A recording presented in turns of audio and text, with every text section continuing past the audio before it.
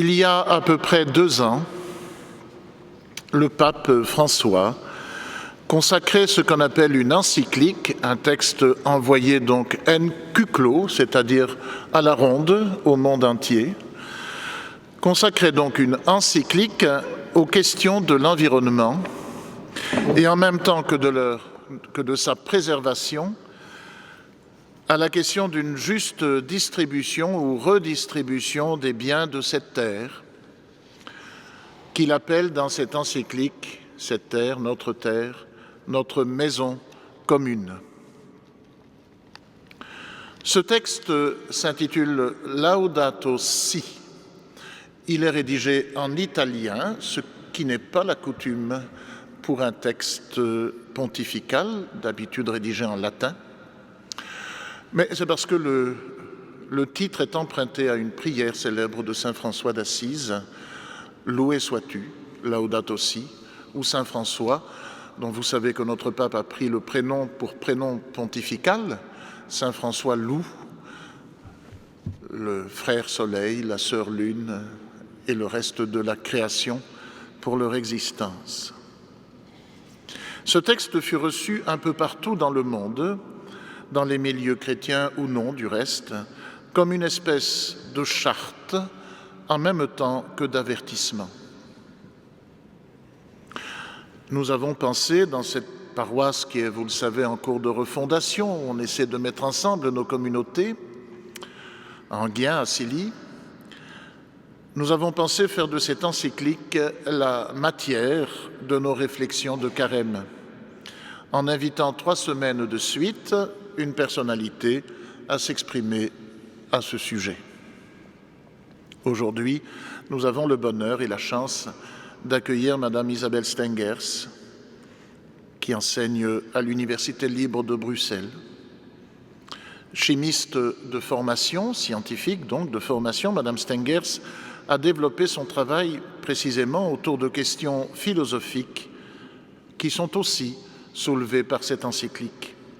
Par exemple, la question d'une écologie des pratiques, les 7 volumes de Cosmopolitique que vous avez publiés en témoignent, et parmi d'autres et très nombreux ouvrages.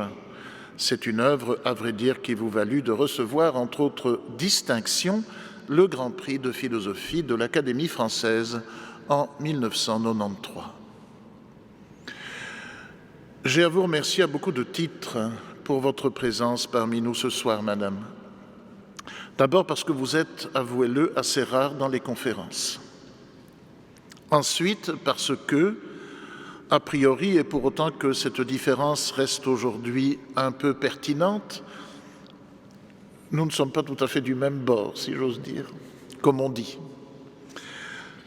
Mais vous poursuivez une transgression de frontières qui fut initiée, ou en tout cas qui fut suivie par votre père, le professeur Jean Stengers, qui était un grand historien de l'Université libre de Bruxelles et qui aimait lui aussi la transgression des mêmes frontières. Et puis encore parce que vous ne devez guère avoir l'habitude de conférences de carême données de surcroît dans une église.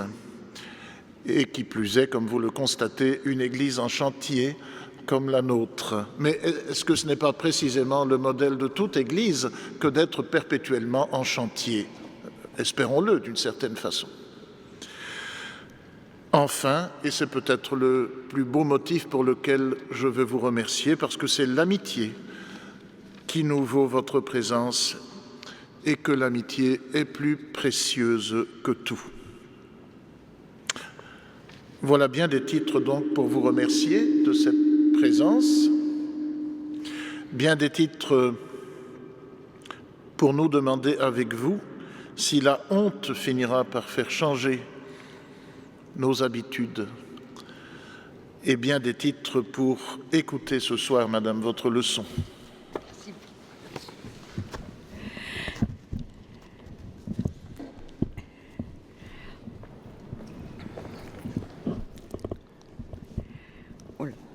Vous êtes sûr?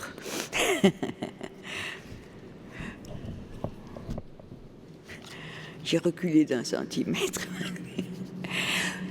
Merci d'être là et je voudrais d'abord dire ma gratitude profonde envers le doyen Lobet de m'avoir invité à parler et à parler dans cette période qui, pour les chrétiens, est grave, cette période de carême. C'est me faire une confiance qui m'émeut, puisque, comme vous l'avez rappelé, nous ne sommes pas du même bord, je ne suis pas chrétienne. Mais je suis passionnément attachée à la question de quoi leur appartenance peut-elle rendre capables ceux et celles qui appartiennent? Comment les transforme-t-elle ou comment pourrait-elle les transformer? À quoi les rend-elle sensibles ou pourrait-elle les rendre sensibles? Et c'est en tant que vous appartenez à la chrétienté que je m'adresserai donc à vous. Et c'est ainsi que j'ai lu l'encyclique du pape François, Loué sois-tu en français.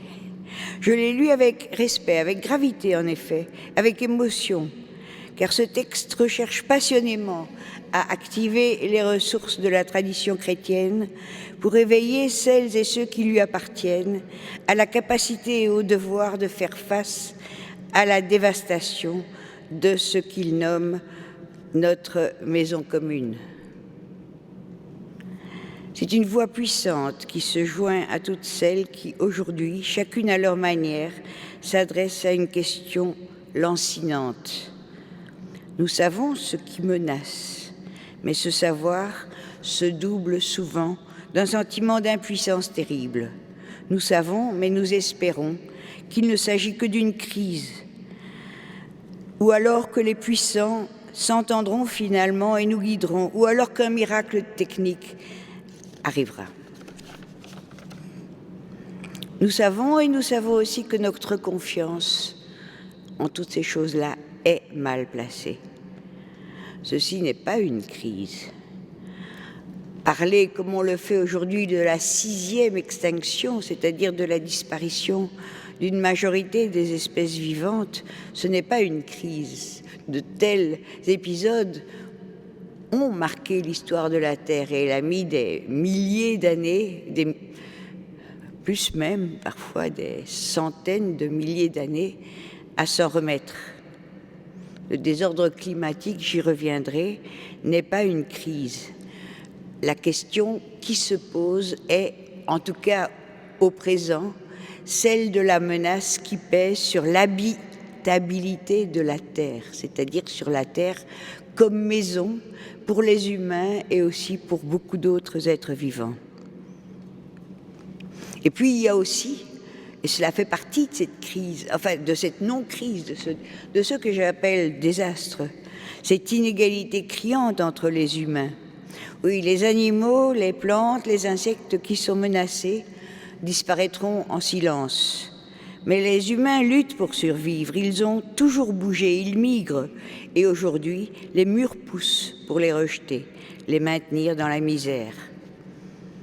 C'est pourquoi, dans un livre que j'ai publié en 2009, j'ai parlé de la barbarie qui vient. Et la barbarie ici, c'est le chacun pour soi, les riches contre les pauvres, malheur aux vaincus. J'avais pris comme exemple, à l'époque, c'était encore récent, la Nouvelle-Orléans et l'ouragan Katrina. Vous vous souvenez peut-être, les riches ont fui, les pauvres sont restés. Beaucoup de pauvres sont morts noyés, alors que ceux qui le pouvaient s'étaient mis à l'abri. C'est ça la barbarie, malheur aux pauvres, malheur aux vaincus. Et je souligne bien la honte et non la culpabilité. Qu'aujourd'hui, il y a cette tentation un peu morose de dire « nous sommes tous coupables », ou alors de se défendre en disant « mais ce n'est pas vraiment notre faute ». Même ceux qui sont aux premières lignes de la dévastation de la Terre, ceux qui ont décidé notamment d'extraire le pétrole ou le gaz de schiste jusqu'au bout, jusqu'à la dernière goutte de pétrole, quitte à risquer des catastrophes ou à polluer les eaux, disent « ce n'est pas notre faute, nous n'avons pas le choix, si nous ne le faisons pas, d'autres le feront ». La culpabilité, mon problème, c'est qu'elle ne fait pas véritablement penser, elle tend à prendre toute la place. Accusations, défenses, excuses, En fait, les accusateurs et ceux qui se défendent occupent toute cette place, c'est eux qu'on regarde, et on ne pense pas devant les victimes. Les victimes sont hors jeu. C'est peut-être pourquoi le pape François appelle non au sens de la culpabilité des fidèles, mais à la conversion. Et conversion, c'est un mot qui vient du latin, comme vous le savez, et qui est une transformation associée à un changement de direction, se retourner vers. Et ici, il s'agirait bien, en effet, de se retourner vers les victimes, tant les pauvres que la terre, se laisser transformer par, traverser par ce qui est en train d'arriver et d'abord de leur arriver. Et la honte, alors, ce serait d'avoir continué, et tant de nous le font, un peu tout le monde d'ailleurs, ce que les Américains appellent « business as usual », d'avoir espéré que d'autres prendraient les responsabilités nécessaires, d'avoir tenu à distance ce que nous savons. Mais voilà, ce que les enfants des générations suivantes nous poseront à ce moment-là comme question. Vous saviez, qu'avez-vous fait? Eh bien, ce sera, à côté de ça, la question qu'ils ont posée à leurs parents en Allemagne après la guerre ne sera presque rien. Et la honte, pour moi, c'est penser cette situation. Que répondront à nos enfants et aux enfants de nos enfants? Et cette honte, je la ressens aussi en tant qu'enseignante. En tant que membre d'une université qui aurait dû se rassembler pour poser ensemble cette question, comment penser enseigner devant les enfants de ce siècle, devant les enfants qui commenceront à vivre des choses que nous ne pouvons même pas imaginer. Gilles Deleuze a écrit, c'est un philosophe français qui a été très important pour moi, la honte est un puissant motif de pensée. Et il s'agit de penser, mais pas au sens de réfléchir, de soupeser, de se remuer les méninges, plutôt de se laisser toucher et de donner à ce qui vous touche le pouvoir de vous forcer à penser. Ne pas chercher d'excuses, plutôt imaginer ce que nos enfants ou les enfants de nos enfants feront de ces excuses. Ils les trouveront bien piètres. Ont dû apprendre à rencontrer des femmes de couleur qui leur ont demandé de ne pas parler pour toutes. Il ne s'agissait pas d'hostilité, il s'agissait de réussir à être solidaires, même si leurs priorités, ce à quoi chacune tenait, divergeaient. C'est-à-dire réussir à apprendre les unes des autres. Non pas à surmonter la divergence, mais à l'utiliser comme lieu de rencontre. Je vais maintenant parler en tant que philosophe. Je peux dire ma honte à la vulnérabilité de ma tradition, la philosophie, envers la tentation du pouvoir. Elle a subi cette tentation et elle y a cédé chaque fois qu'elle a associé à ce qu'elle a appelé la raison le pouvoir de mettre les humains d'accord, de surmonter leurs divergences, de renvoyer celles-ci à l'erreur ou aux passions égoïstes ou à tout autre type d'obscurité. Je ne renie pas cette tradition, la philosophie, car c'est là que j'ai appris que la rationalité pouvait être aussi associée à une aventure de la pensée, à une aventure qui m'a rendue vivante. Ainsi, c'est le philosophe anglais Whitehead qui m'a appris à ne pas penser en termes de culpabilité. Je vous raconte simplement parce que pour moi c'est important. Whitehead dit, comme tous les philosophes, que la philosophie est née avec Platon. Mais pour Whitehead, si Platon est à l'origine de la philosophie, et s'il reste à l'origine, et s'il sera toujours là, il dit même toute la philosophie n'est qu'un ensemble de notes en bas de page au texte de Platon. Lui-même écrit une note en bas de page qui m'a intéressée. C'est lui qui, dans le banquet, de ces dialogues célèbres, a proposé de définir l'âme humaine par sa sensibilité à l'idée. Ce que Platon appelait l'idée est ce qui anime les humains, ce qui les met en mouvement, ce qui les fait désirer et se tourner vers le vrai. Mais Whitehead ajoute aussitôt: mais Platon aurait dû écrire après le banquet un autre dialogue qui se serait appelé les Furies et qui aurait traité des furies qui rôdent chaque fois que les idées sont mal reçues. J'ai effectivement honte de la manière dont si souvent ma tradition a maltraité ce qu'il avait fait naître, a fait des idées, des armes polémiques, a justifié que l'on puisse parler d'autres peuples comme irrationnels et superstitieux. Et même à l'époque de la colonisation, on les a traités de paresseux avec la bénédiction de beaucoup de philosophes, n'ayant aucun droit sur les terres qu'ils habitaient parce qu'ils n'avaient pas été sensibles à l'idée de les faire fructifier. Terra nullius, ce n'est pas à vous, seul est propriétaire celui qui fructifie, fait fructifier sa terre et en tire du profit. Alors le problème qui me fait penser en tant que philosophe, c'est comment accueillir les idées de manière à ne pas leur donner un pouvoir qui rend furieux. Et certes, on peut là me traiter de relativiste, car je n'honore pas l'universalité du vrai, le pouvoir de la vérité à triompher de l'erreur, à unir tous les humains malgré leurs divergences.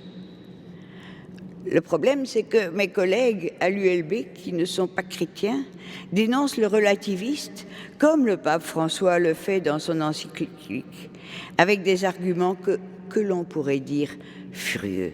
Pourquoi mal parler du relativisme? Mais je ne le critiquerai pas ici, car je puis, en tant que philosophe, caractériser ce à quoi j'appartiens comme une aventure. Je n'ai pas à me soucier de mes collègues philosophes, que je peux scandaliser, qui disent « mais tu es relativiste ». Mais le pape, lui, a hérité de cette lourde tâche, ne pas scandaliser les fidèles, ne pas les diviser. Ce qui importe alors, c'est que c'est à l'amour qu'il demande d'ouvrir le cœur, non sans pour autant remettre en question l'autorité du magistère. C'est à l'efficacité propre à la parole religieuse, notamment celle de François d'Assise, non à l'idée qu'il demande de renouveler et de maintenir, je le cite quasiment, la fidélité au trésor éternellement nouveau que son Église doit protéger. Entre l'aventure des idées et la vérité qui sans cesse doit se renouveler dans la fidélité, il peut y avoir divergence solidaire face au désastre. Mais je veux pouvoir avancer ici qu'il ne s'agit pas seulement de réconcilier ce qu'on appelle la raison avec ce qu'on appelle la foi. Je l'ai dit, la question qui me fait penser est moins de quoi leur appartenance rend-elle capable ceux et celles qui appartiennent. Celles et ceux d'entre vous qui se laisseront pénétrer par la louange de François d'Assise, par son amour pour tous les êtres qui font la création, pourront-ils accepter que d'autres peuples ne louent pas le Créateur et sa création, mais savent pourtant rendre grâce à tous les êtres, grâce à qui, avec qui, par qui ils vivent, et à l'esprit qui les anime tous.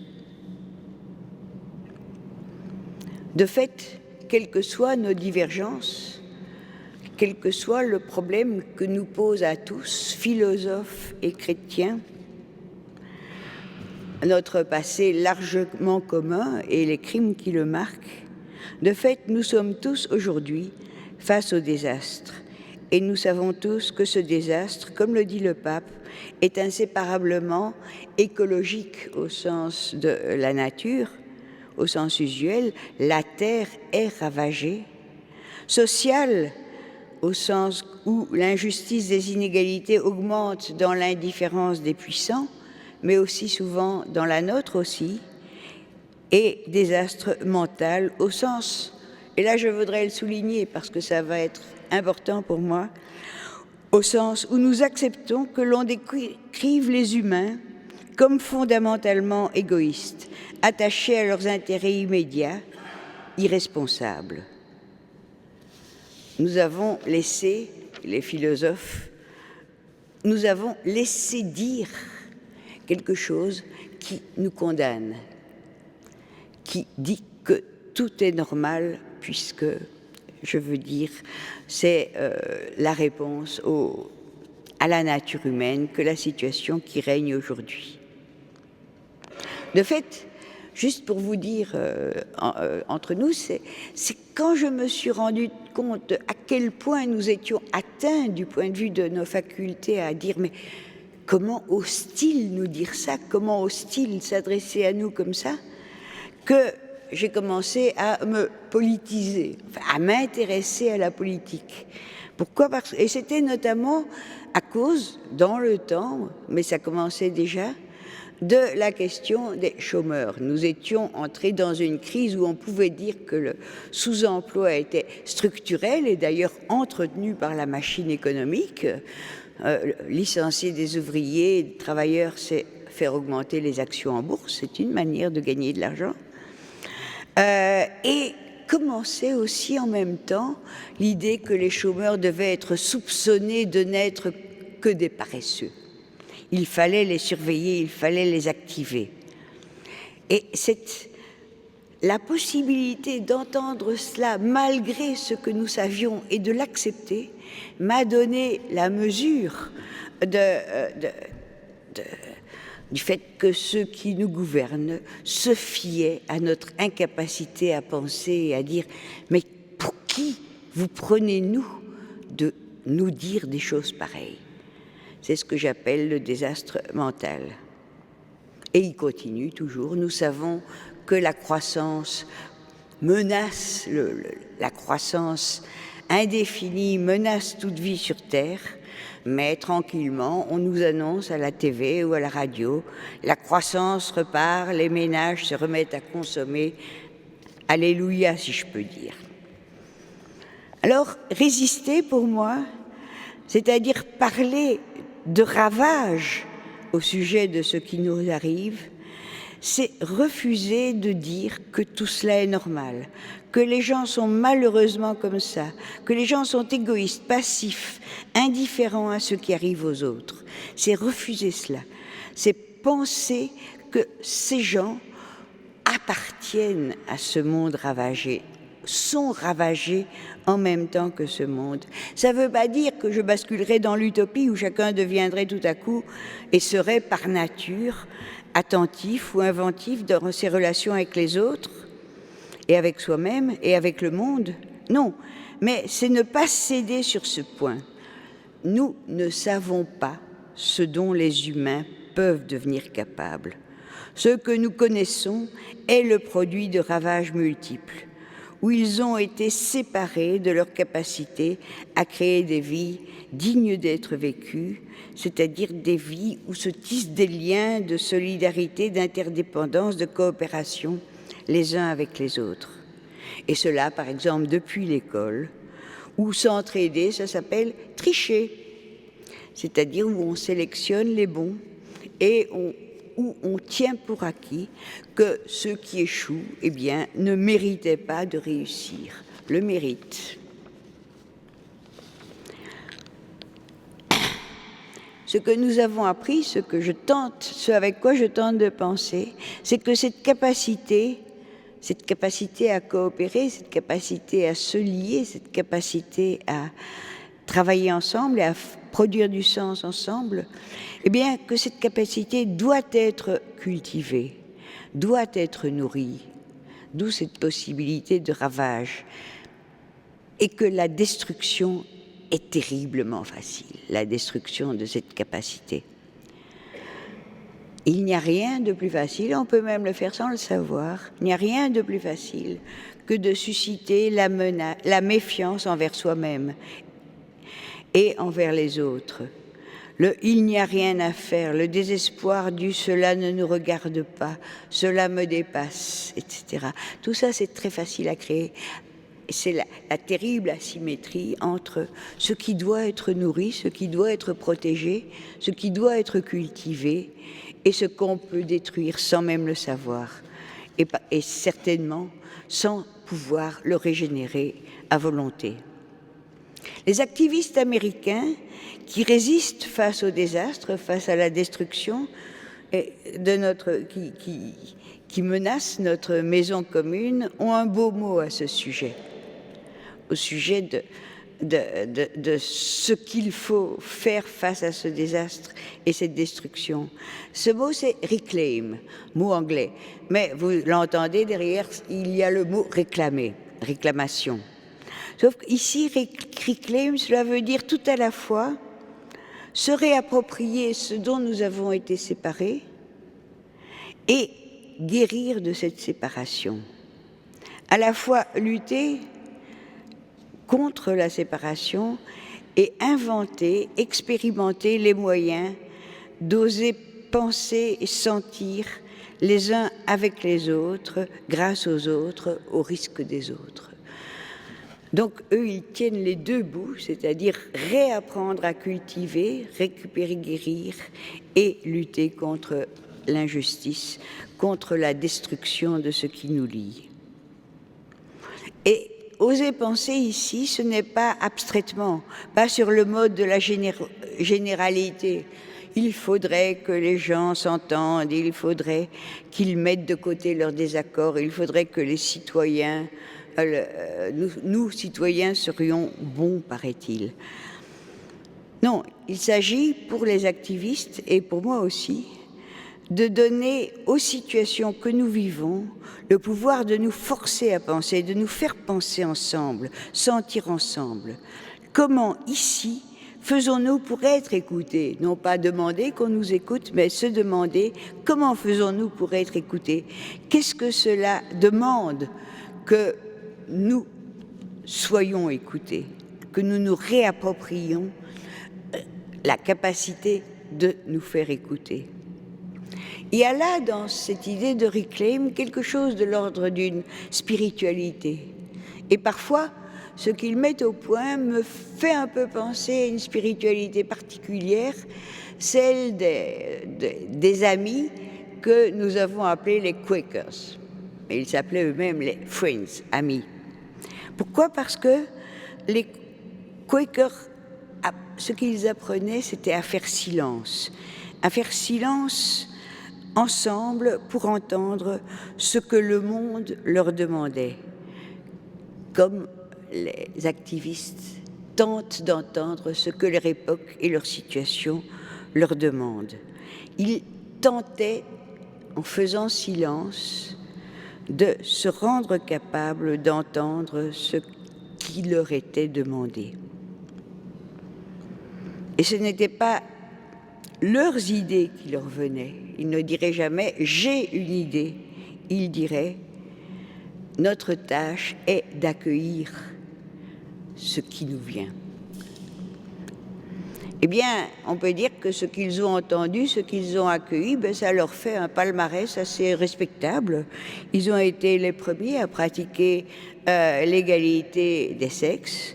Ils ont refusé l'autorité abusive, ils ont refusé la violence, ils ont lutté contre la colonisation, ils ont lutté pour la paix et en prenant le risque de se dire pacifistes, on peut dire qu'ils n'ont pas entendu n'importe quoi. Bon, aujourd'hui, il est devenu crucial de donner à la situation qui est la nôtre le pouvoir de nous faire sentir, penser, imaginer. Car la Terre nous a forcés d'accepter qu'elle n'était pas seulement la victime de nos ravages, l'exploiter, la polluer, l'épuiser, celle qui, comme l'écrit le pape français, avec les pauvres, implore. Elle est aussi devenue la redoutable. Je reviens ici au désordre climatique. Résister au temps des catastrophes, résister à la barbarie qui vient, j'ai appelé cet événement notre réalisation de ce que la Terre est devenue redoutable, qu'elle nous menace au lieu de simplement subir. Elle subit aussi, mais elle menace. J'ai nommé cet événement l'intrusion de Gaïa. Gaïa, en fait, est le nom que le scientifique James Lovelock, ça a commencé dans les années 60, a donné à cette planète dont il voulait souligner la singularité par rapport à Mars, Vénus et d'autres planètes de ce genre. Il l'a appelée la planète vivante.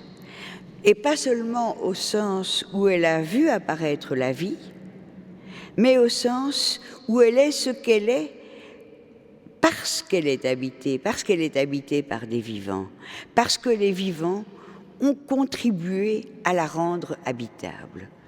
Donc il n'y a pas une planète soumise aux lois de la nature physique, chimique, plus des vivants.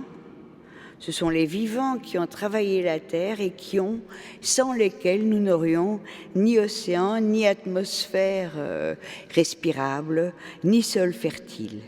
Tout cela, le sol, l'air respirable, l'eau, ne sont pas naturels au sens où ils répondraient aux simples lois générales de la nature.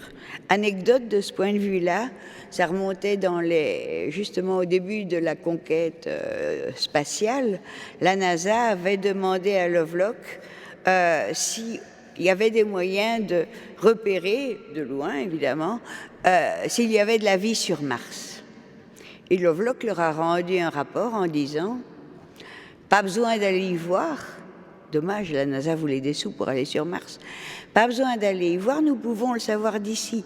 L'atmosphère de Mars est à l'équilibre chimique.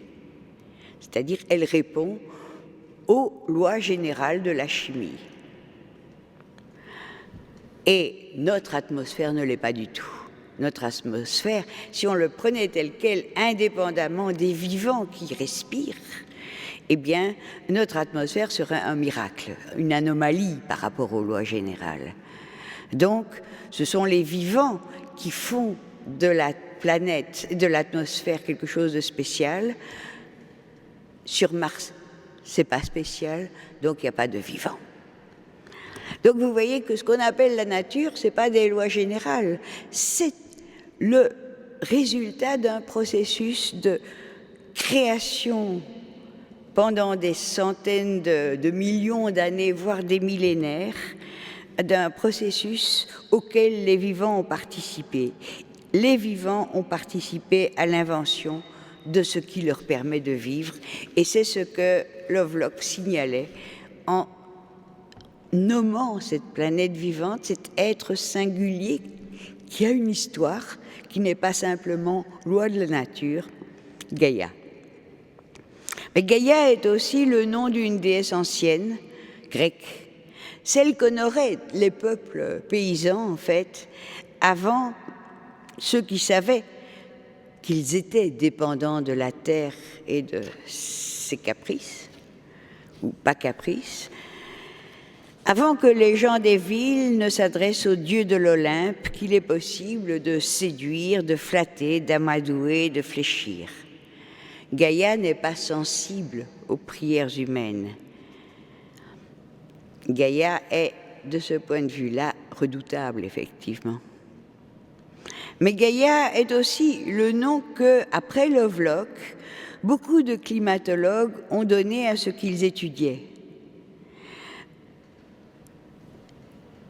Et c'est la découverte de l'instabilité de Gaïa, de sa capacité de changer de régime d'existence à la suite de l'activité humaine, qui leur a fait sonner de toute leur force la sonnette d'alarme.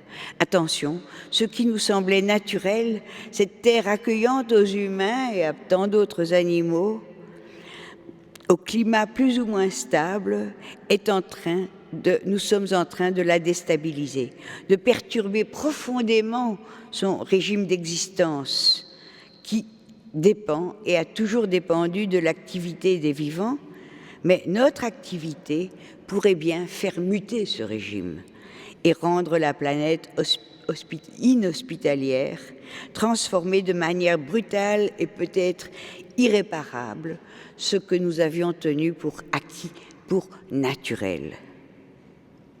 En fait, bien des peuples anciens savaient qu'il ne faut pas offenser Gaïa, ou l'être auquel ils donnaient, ils savaient que tous les vivants dépendent.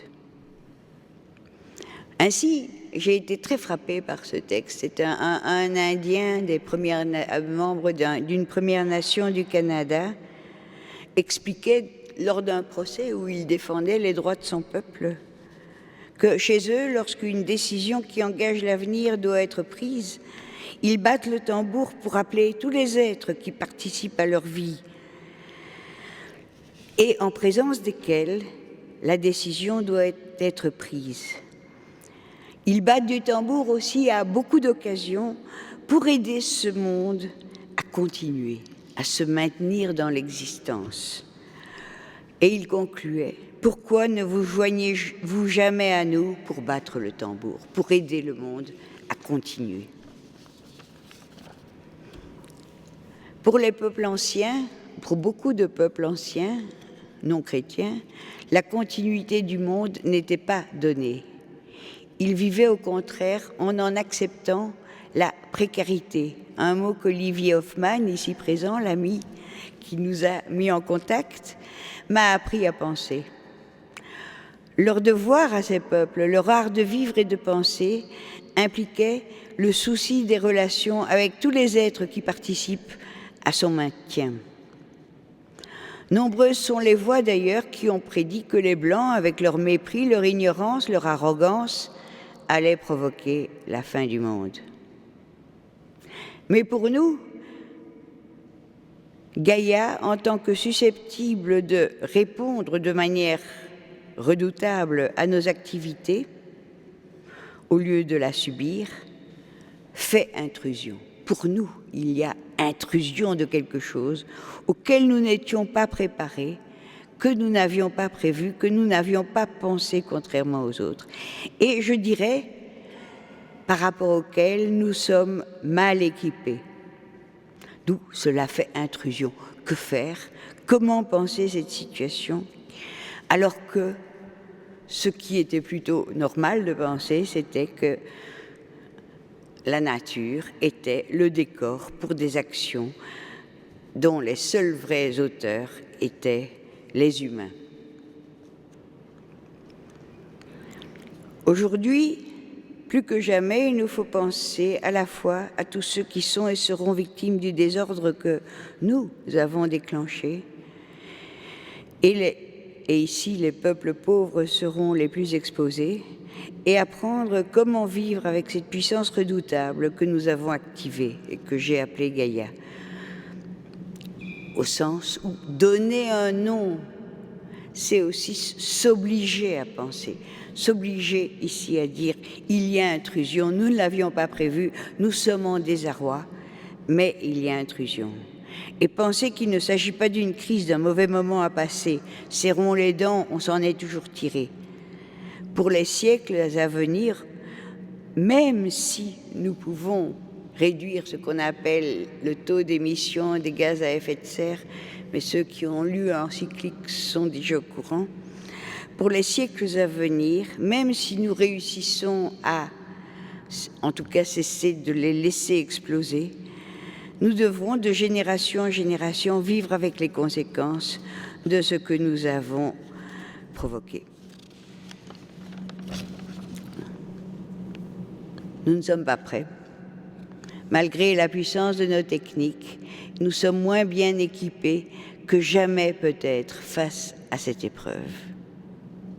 Parce que ce qu'on appelle le néolibéralisme et ce qu'on appelle aussi le management rationnel des ressources humaines ont, depuis 30 ans, systématiquement attaqué et détruit nos capacités à donner à cette intrusion une réponse à la hauteur, une réponse de pensée et d'action qui accepte la situation où nous sommes, qui donne à la situation où nous sommes, en effet, le pouvoir de nous faire penser.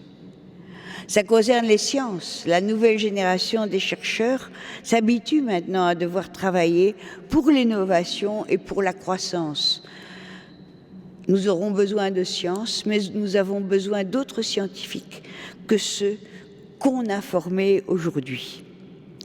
Ça concerne la politique. Nos responsables politiques ont, peu à peu et de plus en plus, et maintenant presque intégralement, cédé leurs moyens d'action au nom de la nécessité de supprimer toute entrave au marché, au libre commerce, à la sécurité des investissements.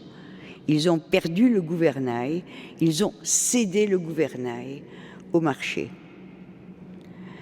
Il semblerait, de fait, quand on lit ce qu'on dit sur le réchauffement climatique, que la question qu'il nous pose, la menace qu'il constitue, est sommée de se résoudre conformément aux lois du marché et en respectant l'impératif de croissance. Il semble que le respect des lois des marchés et l'impératif de croissance sont ce qui doit nous faire penser, et espérons que nous réussirons de surcroît à régler ces problèmes ennuyeux, l'intrusion de Gaïa. On pourrait penser, on pourrait espérer que les puissants vont comprendre qu'ils vont, comment dirais-je, se réformer. Malheureusement, la puissance, eh bien, tant qu'elle règne dans le mépris, ne pense pas. Nous savons ce qu'ils sont en train de faire. J'ai lu un bel article là-dessus très récemment. Ils sont en train de chercher des abris, des refuges. Ils vont en Nouvelle-Zélande. Ça a l'air calme et c'est peu peuplé. Ils se mettent à l'abri des désordres, du chaos qu'ils prétendent. Comme à la Nouvelle-Orléans. Les riches sont partis, les pauvres sont restés. J'ai peur qu'ici, il n'y ait personne qui puisse s'acheter des dizaines de kilomètres carrés en Nouvelle-Zélande. Nous resterons. Le pape François, donc, appelle à la conversion face à cette barbarie qui vient, à cette acceptation du malheur des pauvres, du malheur de tous ces autres êtres qui ne peuvent se défendre. J'appelle, quant à moi, et ce n'est pas contradictoire, c'est simplement que je suis philosophe et que la vie de ma pensée vient des idées. J'appelle, quant à moi, à ce que nul ne dise « les gens se sentent impuissants » ou « nous sommes tous responsables » avec le ton de la fatalité qui explique que nous acceptions l'inacceptable. Je dirais non. Il faut réussir à penser que les gens nous avons été rendus impuissants, priés d'accepter de ne pas faire attention, de ne pas penser, de désirer la croissance, d'accepter la compétition, c'est-à-dire la guerre économique de tous contre tous, une guerre obscène, puisqu'elle est sans merci et qu'elle n'ouvre aucune perspective de paix. La guerre économique est le moteur perpétuel de notre soi-disant progrès. Quel que soit l'avenir, c'est donc la barbarie qui nous menace et qui menace aussi nos enfants et les enfants de nos enfants. Car le désordre climatique, s'il ne s'emballe pas, ce qui serait déjà énorme, eh bien, il est là pour rester dans l'horizon humain que nous pouvons concevoir. Alors, la question lancinante, c'est pour moi celle par laquelle j'ai commencé, que j'ai associée à la honte. Que dirons-nous aux générations qui viennent? Que leur laisserons-nous d'autres que des raisons de désespérer? Mais oui, nous, les gens, avons su et n'avons rien fait. Je crois que pour cela, et je vais terminer là-dessus, Il y a une condition sine qua non. Résister à ce qu'on pourrait appeler la tentation de l'imaginaire, c'est-à-dire la tentation de tourner le dos à ce qui arrive, de rêver tristement, mais tout de même obstinément, à un retour à la normale, à un retour au type de sécurité, par exemple, que nous avons appris à attendre de l'État, au type de progrès que nous attendons de la croissance et de l'innovation. Car c'est cet imaginaire qui nous rend vulnérables à la barbarie, parce qu'il nous rend impuissants, acceptant ce qui est présenté comme malheureusement nécessaire. Résister à cet imaginaire, c'est bel et bien une forme de conversion. Et c'est aussi, comme toute conversion digne de ce nom, je crois, qu'il n'y a pas « je suis converti, tout va bien », c'est aussi une épreuve. Et en effet, c'est une épreuve, parce qu'il n'est pas facile d'accepter que ce qui attend nos enfants et les enfants de nos enfants soit une forme de précarité.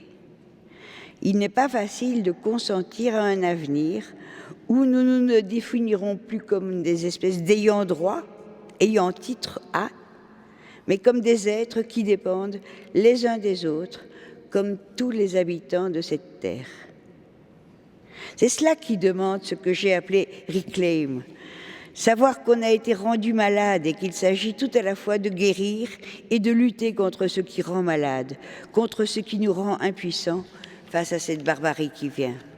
Cela demande de récupérer la capacité de coopérer, d'accepter et de cultiver l'interdépendance, de cultiver les liens de confiance qui permettent de compter les uns sur les autres, d'inventer les uns avec les autres, d'apprendre à sentir et à refuser ce qui nous demande de tolérer l'intolérable. Sans cesse, on nous demande de tolérer l'intolérable. Pensez aux migrants. Utopie, dira-t-on peut-être. Je répondrai à ça que si dire que c'est une utopie, que ce n'est qu'une utopie, c'est nous résigner à cette barbarie. Mais ne pas se résigner est insuffisant. C'est une épreuve parce qu'il y a énormément à apprendre. Il y a énormément à apprendre, il y a énormément à récupérer, et il y a tant d'habitudes à changer, de défiance, mais aussi de moi-je. Moi, j'ai le droit de m'exprimer. Moi, je pense que. Soyons comme les Quakers. Cultivons les situations du point de vue de la manière dont elles nous forcent à penser. Cependant, dans l'épreuve, il y a peut-être une boussole. Dans mon expérience, lorsque l'interdépendance devient une réalité et pas un simple slogan, quand elle devient une réalité, lorsque l'on apprend à faire confiance à la fois et inséparablement en soi et dans les autres, on ressent de la joie. Et c'est cette joie lucide et exigeante qu'il s'agit peut-être de faire passer à d'autres et de transmettre à nos enfants. Cela veut dire aussi transmettre et partager le récit des apprentissages que nous aurons pu faire et qui nous auront éventuellement causé cette joie, des expériences, des échecs et des leçons qui en auront été tirées. Dire à nos enfants, voilà au moins ce que nous avons appris, voilà ce que je peux te léguer. Nous n'avons pas été désespérés, il y a peut-être de l'espoir pour toi. Et c'est je crois, ce dont ont besoin les générations qui viennent, ce qui peut les aider à vivre la précarité, non comme une malédiction, mais comme ce qui, vécu avec les autres, en comptant les uns sur les autres, cultiver peut permettre de vivre des vies dignes d'être vécues. Je vous remercie.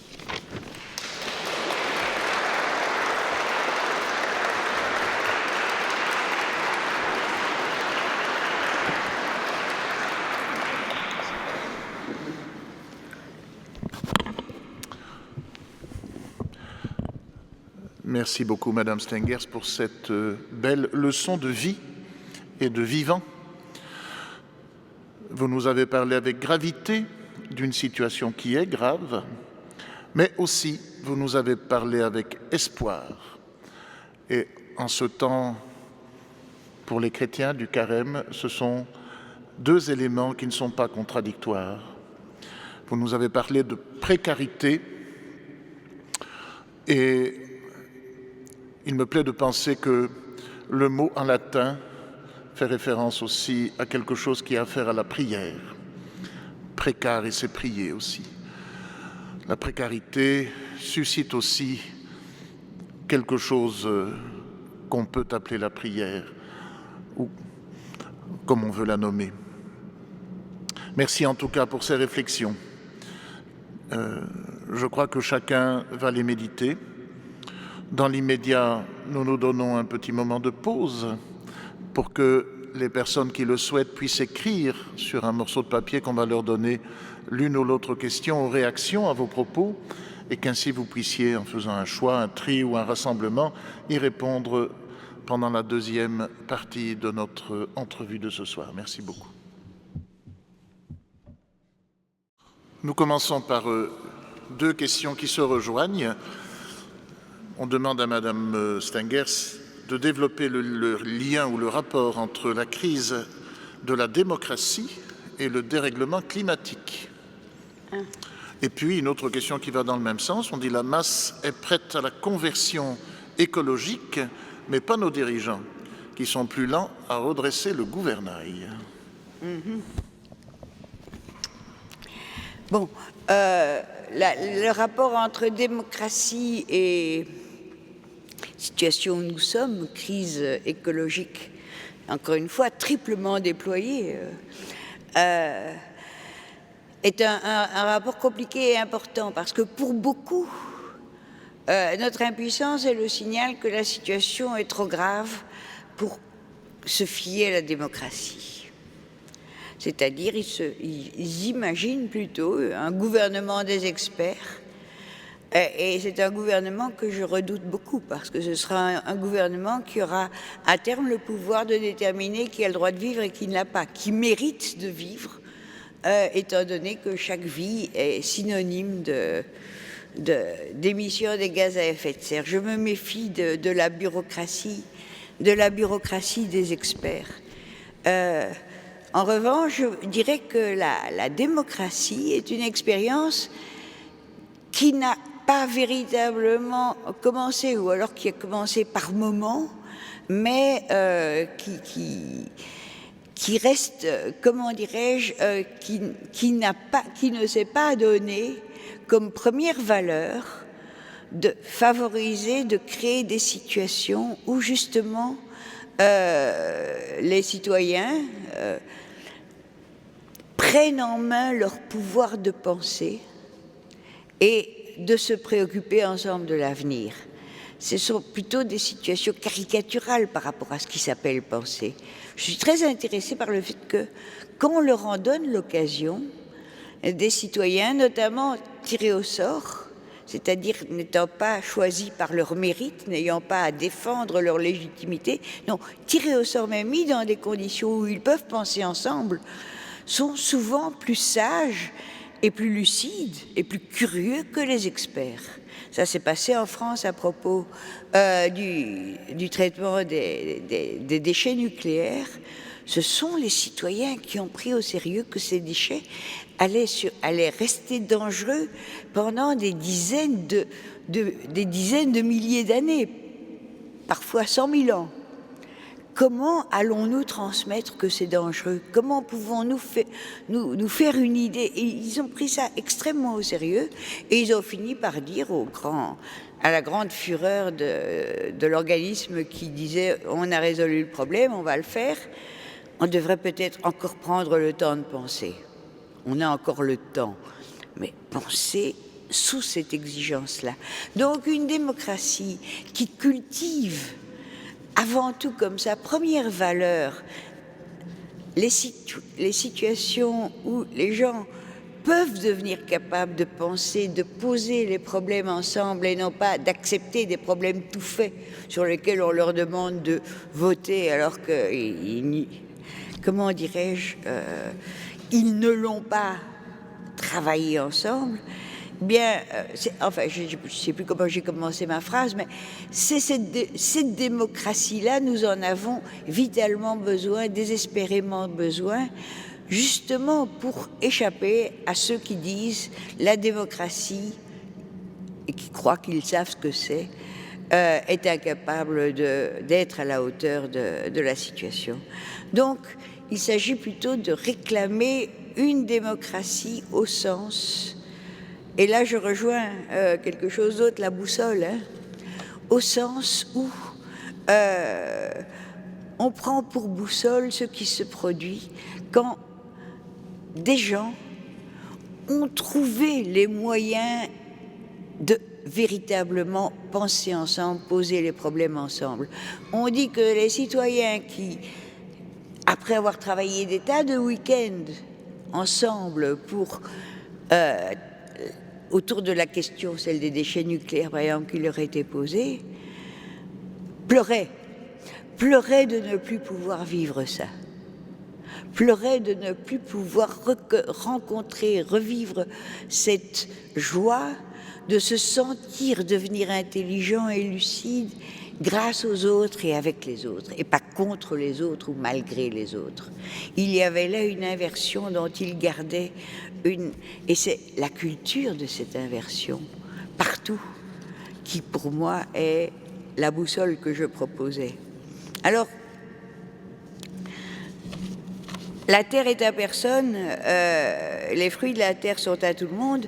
Oui, bon, je crois que la terre et ses fruits, si on entend Gaïa, la terre que nous connaissons, la terre vivante, elle est indissociable de ses fruits. Ceux qui sont intéressés à intensifier la production des fruits de la terre ont souvent tué le sol fertile. Les fruits ne poussent plus qu'à coups d'engrais et de pesticides. Donc la terre meurt si on ne s'occupe que de ses fruits. La terre et ses fruits ne devraient pas, à mon avis, être distingués. Et l'idée qu'ils sont à tout le monde, je dirais, peut-être, mais il faudrait aussi alors que tout le monde devienne capable de penser à comment on fait pour à la fois respecter leur naissance, leur production, leur génération, et pour, comment dirais-je, s'entendre pour les partager. Dire c'est à tout le monde, ça crée de fameuses disputes dans les cours de récréation. Alors, l'écologie, un leurre, j'ai pas très bien compris pour. Peut-être qu'on entend l'écologie au sens des partis écologistes, hein, mais tant le pape François, dans son encyclique où il parle d'écologie, et ce que j'ai dit, c'est pas un parti politique, c'est une manière de comprendre les problèmes à partir de situations qui sont toujours des situations d'interdépendance. Des situations où les êtres dépendent les uns des autres et sont au risque les uns des autres. Et lorsqu'on dit il y a un désastre écologique, c'est aussi cette interdépendance qui est en cause. C'est-à-dire que la disparition d'une espèce, etc., n'est pas simplement une espèce qui disparaît, qui vient à manquer. Non, c'est tout un morceau du tissu de la vie qui se défait parce que d'autres espèces dépendent d'elle et ce sont des conséquences en cascade, des répercussions qui sont le problème de l'écologie. Je me suis toujours intéressée à l'écologie justement parce qu'elle nous demande de faire attention à des choses qui a priori pourraient avoir l'air insignifiantes. Tiens, une espèce de chauve-souris a disparu, eh bien la forêt est transformée. Pourquoi? Parce que c'était justement l'espèce de chauve-souris qui mangeait les fruits, qui aidait à répartir les noyaux à travers la forêt.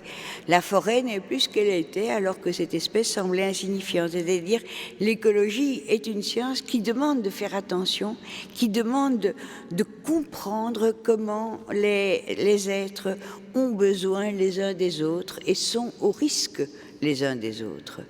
Ce n'est pas une science de l'équilibre naturel, c'est une science de l'intrication des vies.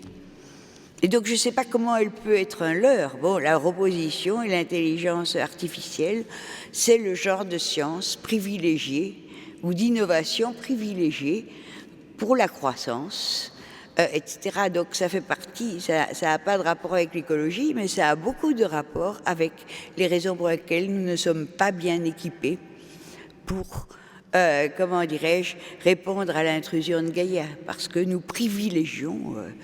franchement, avoir des maisons qui s'autorégulent toutes seules, des frigos qui se remplissent toutes seules, les frigos intelligents qui passent tout seuls les commandes, etc.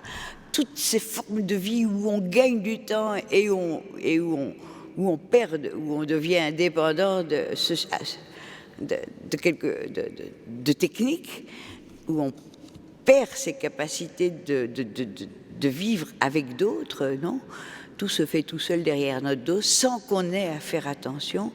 Toutes ces techniques, tout ce type de progrès technique me semble obscène. Il y a une question encore sur l'évolution. Est-ce qu'elle va irrémédiablement s'arrêter ou continuer ou ressurgir? L'évolution, tant qu'il y a des vivants, l'évolution ne s'arrête pas, mais c'est pas une promesse, c'est comment dirais-je, une conséquence du mode de vie des vivants. Par exemple, l'évolution peut être extraordinairement menaçante quand vous entendez que des plantes deviennent résistantes aux pesticides. Il faut en employer des plus puissants, des encore plus malsains. Quand vous entendez que les microbes deviennent résistants à nos antibiotiques, c'est l'évolution. Nous sommes un pouvoir sélectif et nous sélectionnons ce qui s'est rendu apte à résister à nos interventions. Donc nous faisons partie de l'évolution. Maintenant, quand ce qui va se passer avec cette extinction, c'est la destruction de mondes enchevêtrés, d'écologies enchevêtrées. Nous pouvons être emportés dans l'affaire. La plupart des gros animaux, comme on dit, partiront. À mon avis, si quelque chose résiste, les bactéries le feront et les fourmis peut-être aussi. Mais ce qui se passera après, dans la Terre telle qu'elle se remettra, à la limite, ne nous regarde plus. Pas plus que le fait que les mammifères aient trouvé leur chance de se développer après que les dinosaures aient disparu lors de la 5e extinction, ne regardait les dinosaures. Ce sera un autre monde dont nous ne serons pas, une autre évolution qui ne jouera pas avec nous. Donc je ne crois pas que la menace soit que l'évolution s'arrête. Je crois que la menace est que le monde avec lequel nous vivions, eh bien, ça puisse être sa destruction. Le reste ne nous regarde plus, le reste regardera d'autres, mais je ne sais pas du tout ce que seront ces autres, pas du tout, du tout, du tout. Alors, la situation de notre planète telle qu'elle est décrite demande, dit-on ici, une prise de conscience à tout niveau. On dirait que l'encyclique du pape est un appel à la loi morale qui est inscrite en nous. Que pensez-vous de ce rapport entre la loi morale? Je ne sais pas si j'ai lu l'encyclique, en fait je l'ai relu parce que je l'ai lu avec une autre attention. en sachant que je devais vous parler, que vous l'aviez probablement lu aussi, j'ai pas été frappée par le fait qu'il parle beaucoup de loi morale. J'ai été frappée par la vibration de l'amour, et que c'est l'amour qui permet de redéfinir tous les problèmes. Il est dit dans la Genèse, la terre a été donnée à l'homme pour la dominer, croissez, multipliez-vous. Il n'est pas question de nier cela. Mais il est question de le relire, d'en retrouver des sens qui ont peut-être dont il est inutile de se demander s'ils sont nouveaux ou s'ils ont toujours été là et que c'est maintenant qu'ils, comment dirais-je, qu'ils nous frappent. Non, non, mais l'amour dont il parle, et c'est François d'Assise qui le guide, l'amour dont il parle permet de recréer tous ces problèmes, de recréer de nouvelles exigences, de nouvelles obligations, là où nous sentions avoir le droit de dominer et de nous multiplier et d'asservir les vivants à nos fins. Comment dirais-je, la question n'est pas ici la question n'est pas de nier, mais la question est d'accepter c'est ce que j'ai lu dans le texte, ce pouvoir de l'amour à nous convertir à d'autres lectures, à un autre héritage de sens à travers l'écriture que celui qui a été lu auparavant, qui a pu être lu auparavant et auquel François d'Assise avait échappé. Lui qui à la fois parlait de ses frères, tous les vivants, et était le saint des pauvres, lui qui liait les pauvres et les habitants non humains de la terre. Oui, je suis tout à fait d'accord avec ça. C'est aussi ma réaction à la lecture de ce texte du pape.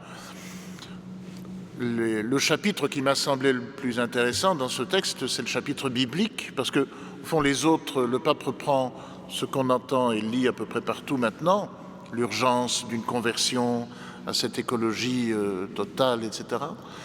Mais le chapitre biblique, il était presque le seul à pouvoir l'écrire, au fond, je sais pas.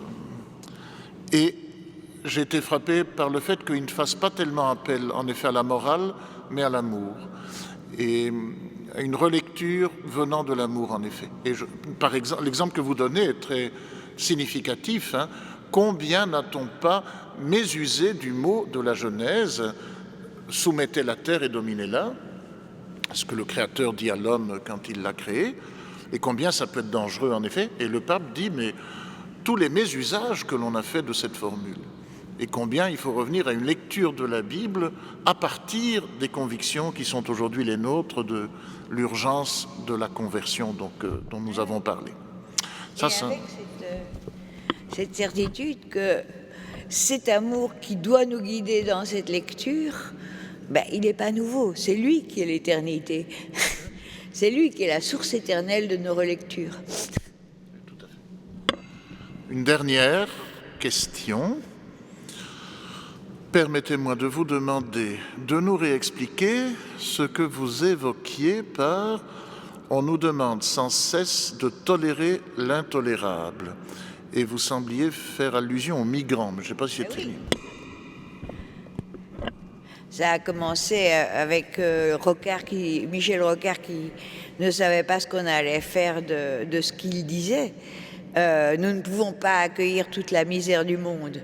En fait, il semble que ce qu'il voulait dire, c'est « mais nous devons en accueillir tout ce que nous pouvons ». Pas tout, mais tout ce que nous pouvons. On a pris la première partie de la phrase pour nous dire « puisque nous ne pouvons pas, eh bien, nous devons tolérer que certains restent à la porte, que certains ne soient pas accueillis, que les migrants économiques soient traités quasi comme des criminels, en tout cas profondément illégitimes, alors que ce que je disais, les humains ont depuis qu'il y a des humains, ils bougent.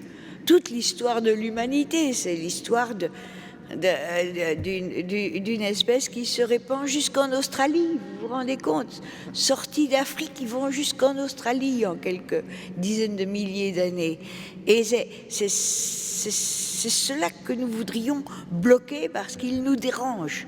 Donc, nous demander de tolérer l'intolérable, c'est nous demander de détourner les yeux de ce qu'on fait, soi-disant, en notre nom. Et il y a vraiment une phrase que j'aime de la part notamment de certaines féministes et d'autres d'ailleurs, pas en notre nom. Réussir à faire savoir que ceci n'est pas en notre nom, c'est le début d'une pensée qui résiste. C'est-à-dire ne pas dire faites ceci plutôt, ne pas se mettre à la place de ceux qui ont le pouvoir de décider de créer des murs et d'expulser des migrants. Non, nous ne sommes pas à leur place. Mais en tout cas, vous ne le ferez pas en vous autorisant de nous. Pour nous, c'est et cela restera intolérable.